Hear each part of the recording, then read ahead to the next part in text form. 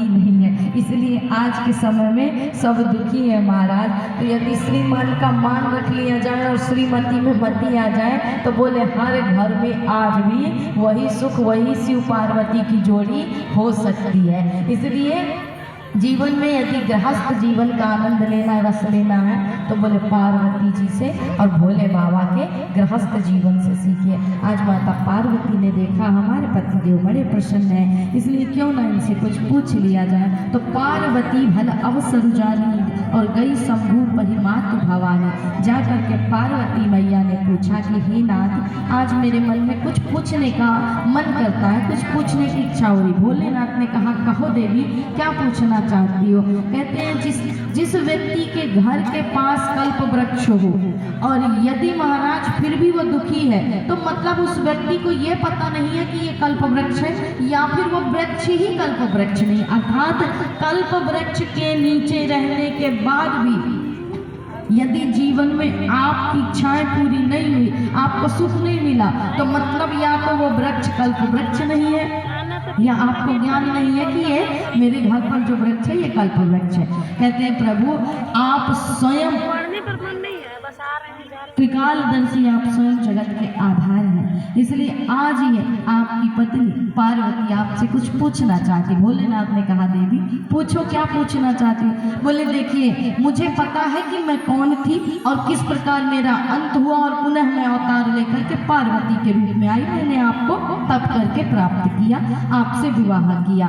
आपके साथ मैं पिछले अवतार में जब सती थी तो मैं आपके साथ अगस्त मुनि क्या कथा सुनने गई। मैंने राम के ऊपर शंका कर ली, संदेह कर लिया, इसलिए आपने मेरा परित्याग कर दिया महाराज। अब आपने मेरा परित्याग किया तो मैंने दक्ष की अग्नि में जल करके अपने देह को त्याग दिया। उसके बाद पुनः मैंने नवीन शरीर धारण किया और फिर से मैं आपकी अर्धांगिनी बनी। इसलिए एक युग, एक कल्प बीत जाने के बाद महाराज आज ये सती शंकावान सती नहीं है, बोले आज ये पार्वती बन गई और श्रद्धावान बन गई है। इसलिए पहले मैं जो प्रश्न करती थी उसमें विवाद होता था, आज जो मैं प्रश्न पूछना चाहती हूँ वो संवाद से पूछना चाहती हूँ। पहले मैं विवाद करती थी, अहंकार लेकर के पूछती थी प्रश्न, लेकिन आज अहंकार से नहीं, बोले भाव से पूछ रही हूँ, संवाद करना चाहती हूँ। तो मैं इतना जानना चाहती हूँ कि आपने कहा था कि ब्रह्म इस धरा में अवतार लेकर के आते हैं, ब्रह्म राजकुमार का रूप लेकर के आए लीला करने के लिए, तो मुझे उनके बचपन की बात कहो, राज्याभिषेक में विच्छेद की कथा कहो, राम वनवास में कहते हैं कि महाराज दशरथ जी के प्राण छूटने की कथा कहो, और कहते हैं भरत जी के भ्रात प्रेम की कथा कहो, लंका दहन की कथा कहो, सीता हरण की कथा कहो और राम राज्याभिषेक की कथा कहो। जो कथाएं यदि छूट गई हो तो प्रभु कहते हैं ना साधु संत जन कि गूढ़ा तत्वन साधु दुरावही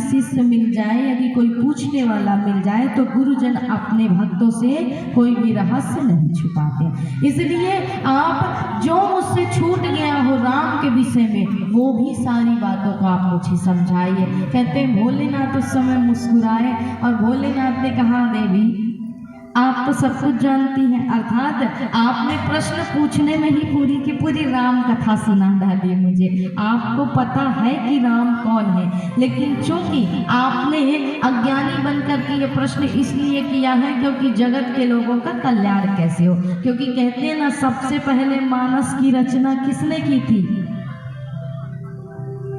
किसने की थी? अच्छा ये बताइए, एक बात बताइए, इससे पूर्व आप कथा सुन चुके हैं? सुने हैं? हाथ उठाओ कौन कौन सुन चुका है। इससे पहले, इससे पूर्व आप कथा सुन चुके हैं? नहीं सुने? कथा ही नहीं सुने? तो हर वर्ष यहाँ कथा होती है तो टेंट की पाइप और साउंड सुनता है कथा हमारा। तुम नहीं सुनते हो तो कौन सुनता है? श्रोताओं के लिए ही कथा होती है ना, हमारे लिए तो नहीं है। हमारा तो वही रहा कल्याण। हम तो रोज हर गांव हर नगर में कथा सुना रहे हैं, तो तुम्हारे कल्याण के लिए कथा हो रही है। अब तुम कह रहे हो हम कथा ही नहीं सुने, तो ये बता दो तुम पहले हमें कि इससे पूर्व जो कथा हुई वो किसने सुनी थी? महाराज तुम्ही ने सुनी थी ना।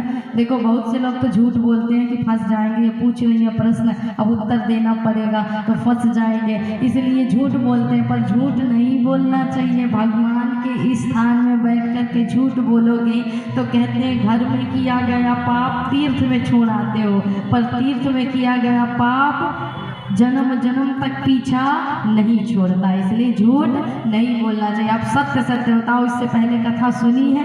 किसने सुनी है? हाथ उठाओ। सुने हैं भाई। अब सही बात निकल कर आई ना कि तुम इससे पहले कथा सुन चुके हो। तो बोले महाराज भोलेनाथ प्रसन्न होते हैं और भोलेनाथ पूछते हैं सबसे पहले कथा किसने रची थी? राम कथा सबसे पहले किसने प्रवाहित की थी?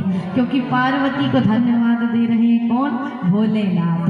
कहते हैं सबसे पहले कथा, अब सुन लीजिएगा, सबसे पहली मानस की कथा राम कथा भोलेनाथ ने लिखी थी। अर्थात रची महेश निज मानस राखा। भोलेनाथ ने कथा को लिख करके कहाँ रखा था? बोले मन के हृदय के पटल में रखा था।